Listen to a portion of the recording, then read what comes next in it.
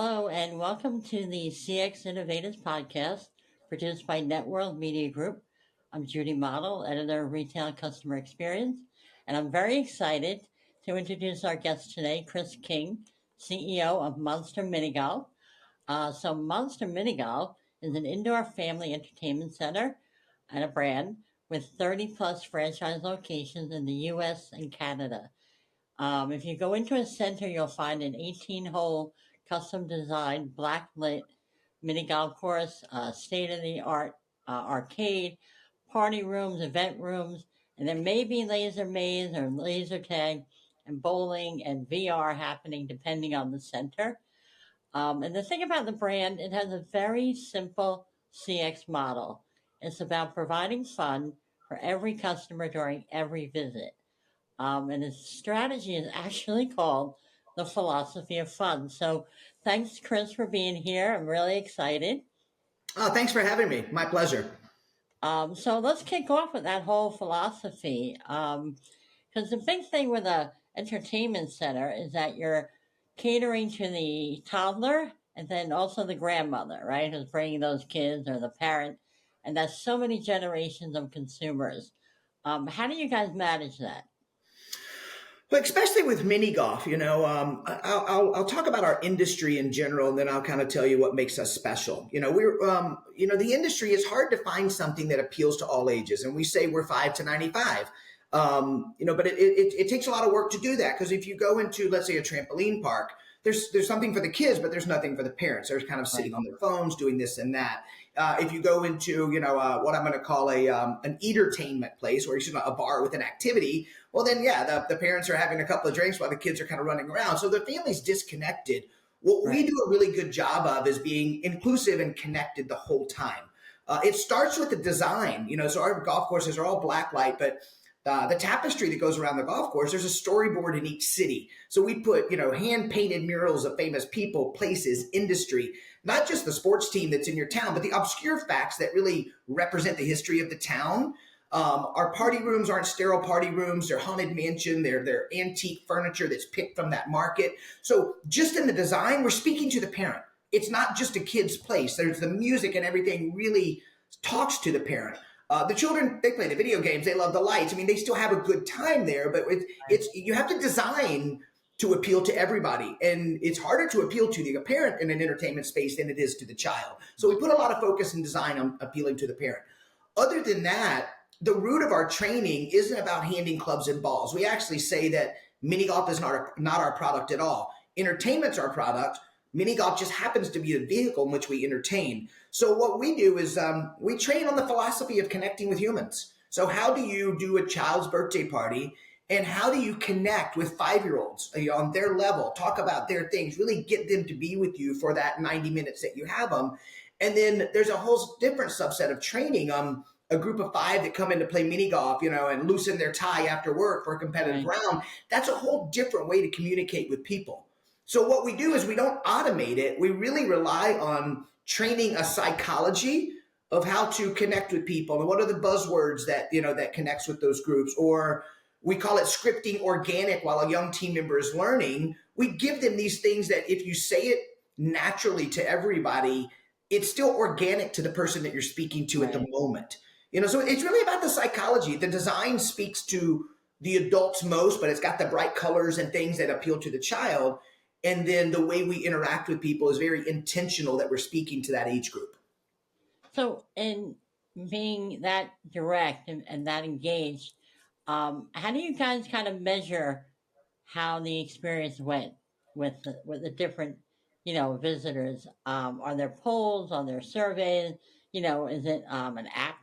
Rating? We're actually developing an app for the company now that'll probably launch in April. We really rely on people going and either giving us the social reviews for validation or going to Google pages. Unlike other brands, we don't take a lot of data. We don't have a wait list that you sign up for. You come and it's first come, first serve. And then while you're waiting, you're playing the arcade game. So it's really intentional to not take that data. We're not like a trampoline park that has to have waivers. So unfortunately, we're not gathering a lot of data. We're really relying on those review platforms. And then we're relying on being great with people. Being great Right. with people, whether you have the data or not, will ensure the second or third visit.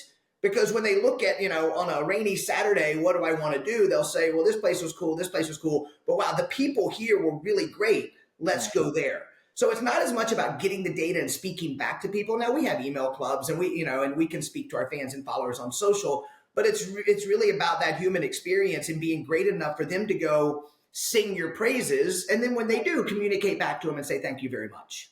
Well, a great example of that is the birthday kid party, because, you've got all these kids, 10, 15 kids, and at least 10, 15 parents dropping off and picking up. And when they hear how great it went or how much fun their kid had, you just made another sale, because pretty much mothers will be like, this is a place to have the next party, right? Yeah, and Right. birthday parties are great revenue, but they're a bigger marketing. They're a bigger marketing effort, like you just said, Judy. It's 20 people experiencing your brand, other than one family walking in by themselves. So the Right. responsibility to really put that best foot forward, is even more vital. And more than that, the human element of the worst thing that you can mess up as far as a venue is a child's birthday party. I mean, that's a Right. family celebration. You don't get that back. So we No. won't even give one of our team members the party unless they're the best of the best. You have to be elevated to do that, because the experience for that child and that family is first and foremost, but what it can do for your brand and bringing more birthday parties or just people back into your building, Right. it's the best four walls marketing that you could potentially have. And I'm being very, like, I guess, narrow minded, because I always think kids' birthday, but you can have an adult birthday party there. You can have a corporate event there. I mean, there's a club event. So it's not really just family Yeah. sometimes. There's a big audience out there for this kind of entertainment. So, one of the things I was thinking about before the talk today, was with a franchise approach, it's very hard to get consistency, whether it's a restaurant or an entertainment center, and have every franchise deliver on the same expectation. How do you guys approach that? And, is that one of the biggest challenges you face? It is and it's not, because the work has to be done in the front side. We've been around 20 years. Monster Mini Golf turned 20 years last year. So we're not a huge brand. We would still be considered an emerging brand, but Right, we do have a lot of history. We've grown organically up until now. Now we're starting to produce some other sales networks and, trying to get out there and make Monster Mini Golf more of a household name. right, But we grew organically because we were very selective. We're not just bringing, if somebody comes to us and says, I want to buy a franchisee, we say no more times than we say yes, because it's detrimental to our growth that that person be the right fit into our family. Our franchise model, we have 50 licenses sold. We have 31 stores open. So I've got another 19 either in development or site search or something like that. right, So it's just really, and we're 60% multi-unit operator. So even though we have 50 stores, most of our people own two, three, four. So we're an emerging, growing brand, but we're really small, intimate family, and it's right, super intentional that we have to bring in partners that share our passion for right, delivering memorable moments to humans of all ages. And they have to fit our personality. It has to start at the top down. Corporately, we have a personality that we live. The owners need to live that personality too, and really buy into that if they want their team members to buy into it, right. which that's what impacts the guest. Yep. So, it's really that waterfall approach to, do we have the right people and personalities in every level as we go down? And that starts with really vetting, maybe somebody has, I want to own a Monster Mini Golf, but you might not be the right fit. It's not a hands off business. Right. And it's just like you said, that franchisee now has to hire, and that's the front line. That's the brand ambassador right there. And if they don't do that job well, that hurts the entire organization, the entire brand. So I want to go back to one other point, though, when we talked about people coming back and spreading the word. It's all about customer loyalty. And I think loyalty is built when somebody has a rewarding experience, feels heard and seen, and, you know, real. I mean, it's kind of crude to put it, but they felt like their money was well spent, right? So, how do you guys approach customer loyalty? And, do you have a rewards program? Are you thinking about anything, kind of along that line? We're thinking about, I mean, as we develop the app, the time was right for us now, then we'll eventually develop that rewards program. But what I would say is what Monster, how we've done organic loyalty, like people coming for repeat visits, Right. is we try to give, and not every brand can say this, and this is hard to do. We try to give the best possible entertainment experience for the Right. lowest possible price in our genre in any market we go to. So we still do we've done this for 20 years. Our founder, Pat and Christina Vitaliano, set this years ago, is when we go into a market, we price our mini golf, just the mini golf, that was our core product. We priced it lower than a family of four going to the movies. So we Wow. really price it to be affordable. So if you're Right. affordable and then you get that human interaction and the DJ booth on the golf course and people playing games with you and you get that level of connection, which you don't see in retail, most retail today. You No. see teenagers on their cell phones. That's not who we hire. That's not who becomes our team. So when you're the lowest cost and you're really conscious of the economic climate that a family is facing today with their entertainment dollars and their disposable income, and then for that value, you give the best experience, that Right. creates loyalty, within those two buckets, regardless from having someone's data on a spreadsheet or in an email. And knowing what game they playing in the arcade. And while you were saying that, I'm thinking, it's not cheap to go to the movies. I mean, at least for me. Um, and that's an hour and a half, maybe 2 hours of entertainment, and it's solitary. And to me, whenever I took my kids anywhere, we were very big mini golf people. I mean, I still am. I always felt like it was an opportunity for fun and to engage with my kids. And it's those moments where you kind of see a part of them maybe you don't see all the time. Laughing, smiling in their preteen years. So I always felt that mini golf was something most people hadn't realized how wonderful it was. And I was telling Trevor earlier that when my kids were all in their teens and it was hard to even be with them all in one room, I made them go on a mini golf tour on Long Island. And we hit like 22, 24 mini golf places. I love it. And it was phenomenal because, they all loved it one way. And by the end of it, I got to admit, my oldest one will never play mini golf again. But my youngest one is still a major fan.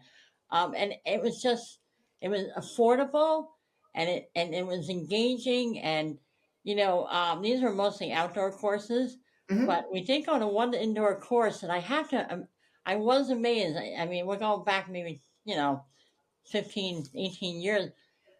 The backlighting and the music, it added so much more to the experience. So we got to wrap up, but I have one final question. Sure. Any advice or tip, either a do or a don't, for the retailer out there looking to replicate the success that you've had with Monster Mini Golf? I think the root of any business is understand what you do really well. Understand what you do really well and keep your laser focus on that. Right. We understand that our form of entertainment and what we do is really good. So, we're not a bar. Most of our stores don't have a restaurant. Most of our stores, but we know what we do well. So I Right. think that anybody's advice is find something that you're super passionate about, figure out what you do better at that than anybody else, and keep all the other noise out. Just keep the other noise off to the side.